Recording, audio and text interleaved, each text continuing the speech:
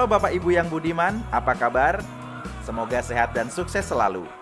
Sehat ternaknya, sehat dan sukses pula peternaknya. Biar tambah sukses, saya ajak Bapak Ibu sekalian nonton video ini dari awal sampai selesai. Saya ingin ngasih tahu cara agar ayam Bapak Ibu sehat dan hasil telurnya baik dengan menerapkan biosecurity. Salah satu bentuknya adalah biosecurity 3 zona. Pada prinsipnya, biosecurity adalah upaya mencegah kuman penyakit tidak masuk ke dalam peternakan sehingga ayam-ayam tetap sehat dan menghasilkan produk yang asuh, aman, sehat, utuh, dan halal untuk dikonsumsi. Lalu apa itu biosecurity 3 zona? Sederhananya, kita membagi area peternakan menjadi 3 zona, yaitu zona merah, zona kuning, dan zona hijau. Pembagian zona ini bertujuan mengatur masuknya orang dan benda-benda ke dalam peternakan. Keduanya merupakan perantara yang memungkinkan kuman penyakit dari luar peternakan sampai ke tubuh ayam. Untuk mencari tahu lebih jauh tentang biosecurity 3 zona, mari ikut saya ke sebuah peternakan yang sudah menerapkannya. Di peternakan ini, kita akan melihat berbagai rambu sederhana terkait pelaksanaan biosecurity 3 zona dan batas area.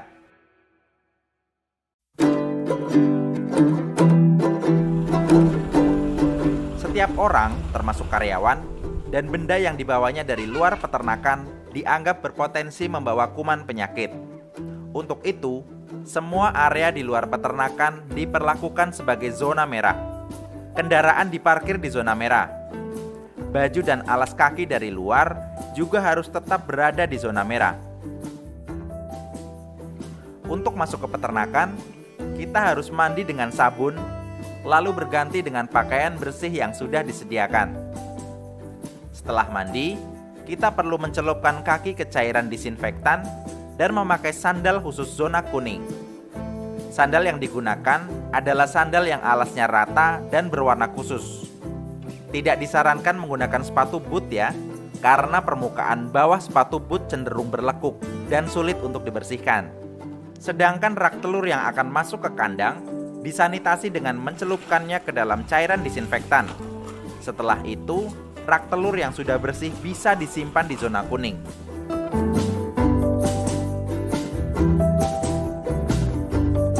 Zona kuning adalah zona transisi antara zona merah yang beresiko tinggi terpapar kuman penyakit dan zona hijau atau area produksi. Di zona ini, biasanya dilakukan penyortiran telur dari kandang dan pengangkutan telur ke mobil sebelum dibawa keluar peternakan.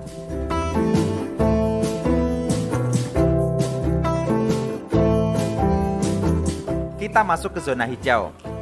Zona hijau merupakan area bersih atau area produksi. Sebelum masuk, kita harus mengganti sandal dari zona kuning dengan sandal khusus zona hijau. Di zona ini, diharapkan tidak ada kuman penyakit yang bisa masuk dan membahayakan kesehatan ayam petelur. Sehingga hanya pekerja kandang dan orang yang berkepentingan dengan kegiatan produksi saja yang bisa masuk ke area ini. Semua benda yang masuk zona hijau harus dibersihkan dan diberikan disinfektan. Itulah konsep dan aplikasi biosecurity 3 zona. Untuk memastikan pelaksanaannya berjalan dengan baik, diperlukan kemauan dan komitmen pemilik yang diikuti oleh anggota keluarga, karyawan, pemasok, atau pembeli dalam menerapkan prosedur-prosedur biosecurity. Kandang juga harus dibersihkan secara rutin untuk menjaga higienitasnya.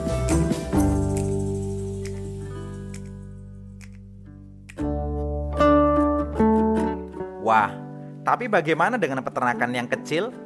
Apakah bisa menerapkan biosecurity 3 zona? Tenang, Bapak Ibu tidak usah risau. Tentu bisa.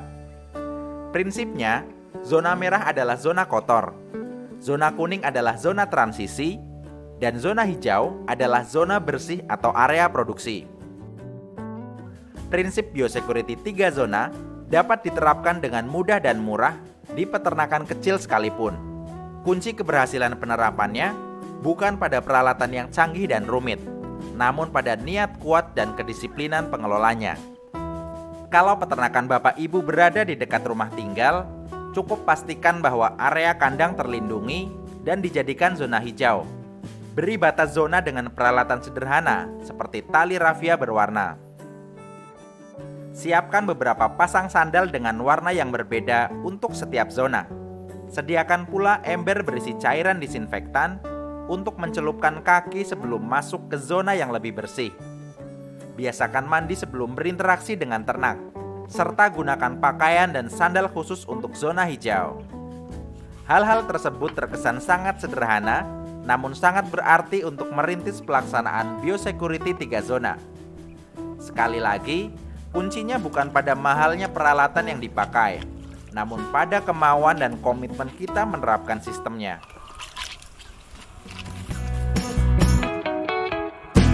Dilihat dari berbagai alasan, biosecurity ini sangat penting.